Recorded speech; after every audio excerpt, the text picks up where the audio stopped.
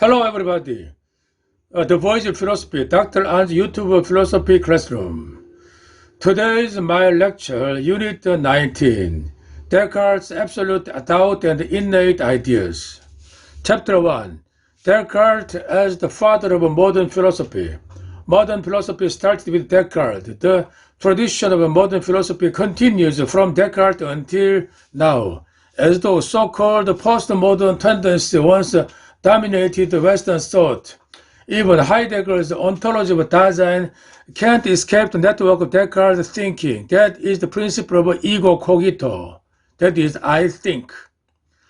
Without ego cogito, every single philosophy is prone to fall into a dogmatic trap. The principle of ego cogito is identical to that of subject or subjectivity.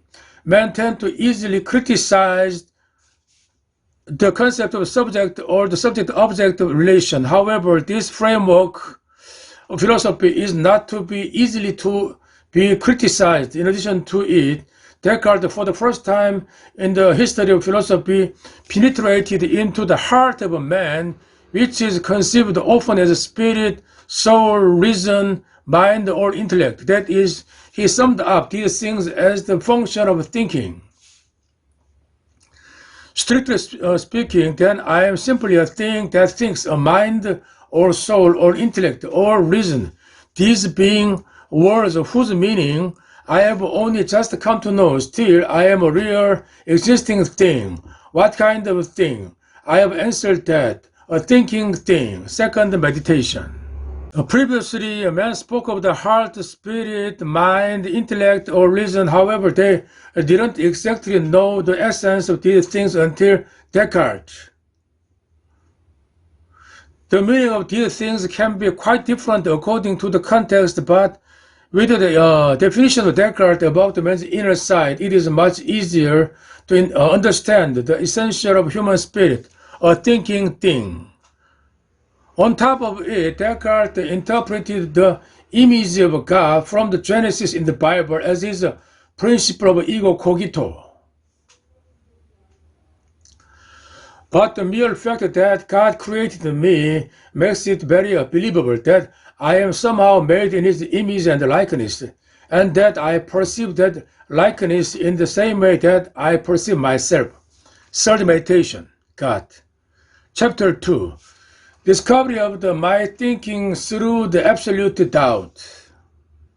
Descartes' discovery of the I think principle was achieved actually by the persistent doubt. He wanted to find absolutely certain point of knowledge. In order to reach the goal of a certain cognition, he tries to eliminate every single possibility of the error and mistakes. He doubted the sensory reality, for example, sky, tree, etc. He even supposed denial of his own body. Eyes, head, hands, and so on could be imaginary. First meditation. It is almost impossible for one to doubt the existence of his own head or hands. How can I doubt my body? Can my hand and foot be illusory? How can Descartes suppose the non-being of one's own body? This might be said to be the absolute doubt. I guess Descartes' disbelief of one's own body relies on the so-called phantom limb sensation. He mentioned phantom limb in his writing, yet I heard that an amputee might occasionally seem to feel pain in the missing limb. Sixth meditation.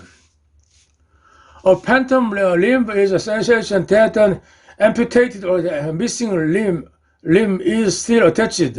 A small percentage of this patient will experience a painful phantom limb sensation.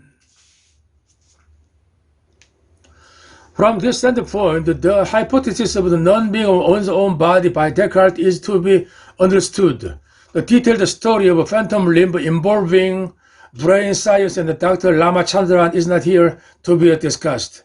My point is only that the think experiment of the denial of one's own body is not absurd, but meaningful. Descartes' method of sought-out doubt nowadays may well be examined in regard to brain science. Look at the picture of a phantom limb patient. phantom limb sensation. A small percentage of phantom limb patients will experience the painful sensation of it. This is through the brain science solved. Chapter 3, mind and body as two fundamental things. Through the over-discussed thoroughgoing distrust of outer world and even man's own body, Descartes found the unshakable fact that my essence consists solely in my being a thinking thing, even though there may be a body that is very closely joined to me.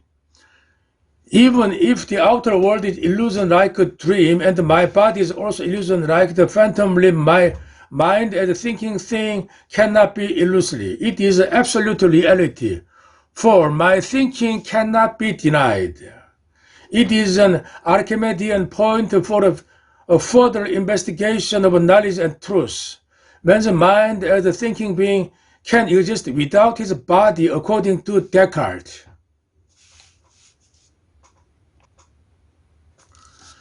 Through the possibility of separation of thinking from extending, two from each other independent substances are established. Chapter 4.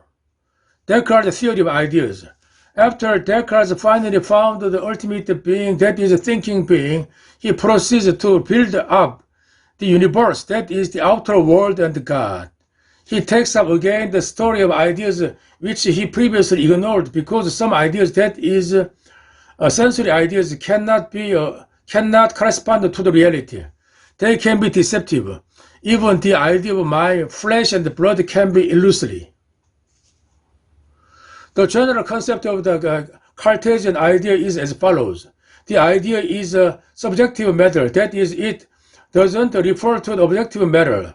Ideas occur within me. Therefore, ideas and the thoughts are the same word. They are mental events. On the evident basis of the think principle, Descartes tried to classify ideas into three groups: innate idea, sensory idea, and inventive or artificial idea. By Descartes, all the ideas are immanent, that is, they are my thoughts, mental events. But the origin of the respective ideas are different. Innate ideas come from my nature.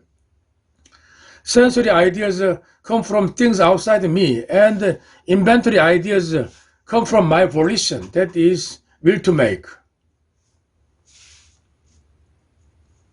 As I see it, my understanding of what the thing is, what truth is, and what the thought is, derives purely from my own nature, which means that it is innate.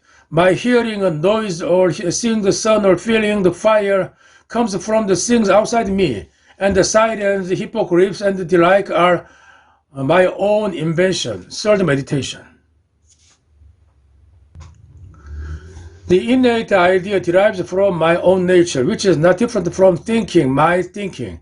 That is, Descartes' I think principle presupposed the answer to what a thing is, what truth is.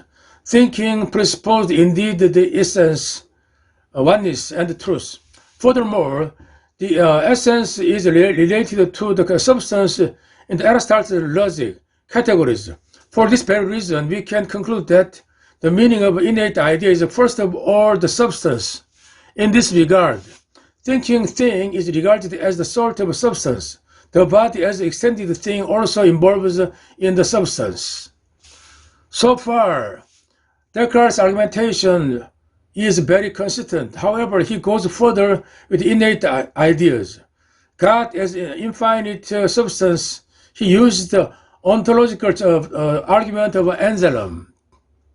Ontological argument that proceeds from the idea of God to the reality of God. It was first clearly formulated by the Saint Anselm in the Proslogion. In order to strengthen the ontological argument of the God, Descartes came up with some new concepts and arguments. For example, representation theory of ideas and the principle of cause and effect, which is here no more treated. In my own view, there is some discrepancy in the doctrine of ideas by Descartes, a three-way classification of ideas and the representation theory of it. The concept of the innate idea is not to be interpreted biologically, that is before birth, but logically, thinking being implies in itself the essence, the substance, and truth. The essence was above mentioned. Truth here means the identity of idea and reality, subject and object. Chapter 5, Conclusion. We have hitherto discussed the principle of modern philosophy as it is discovered by Descartes, I think principle. Descartes reached this very point through the think experiment of doubt. He doubted sensory reality, for example, sky, tree, etc. He even supposed denial of his own body. I have suggested that a phantom limb patient who feels pain in the missing limb, which exemplifies the divisibility of body from mind. The intrinsic function of mind is to think. Thinking is a general term of mind's faculty. Mind is seeing that doubts, understands, affirms, denies, wants, refuses. Descartes identifies man's nature primarily with thinking. On the basis of a thinking principle, he tried to build up universe, that is the world and the God. Okay, that's it. It's the end of my lecture. Thank you very much for your attention and listening. See you next time. Bye-bye.